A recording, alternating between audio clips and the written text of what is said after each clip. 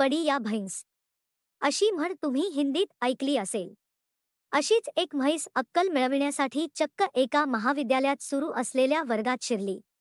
सध्या हा व्हिडिओ खूपच व्हायरल होतोय। व्हिडिओमध्ये एक विद्यार्थी म्हशीला वर्गातून बाहेर काढताना दिसत आहे, तर इतर विद्यार्थी ही घटना रेकॉर्ड करताना दिसत आहेत। व्हिडिओवरील कॅप्शन ही लक्षवेधी आहे। ती वर्गात प्रवेश घेण्यासाठी आली आहे, अशी मार्मिक टिप्पणी कॅप्शनमध्ये लिहिली आहे। गेटवर सुरक्षा रक्षक तैनात असतात, हे लक्षात घेऊन म्हैस कॉलेजमध्ये कशी घुसली हा खरा प्रश्न आहे।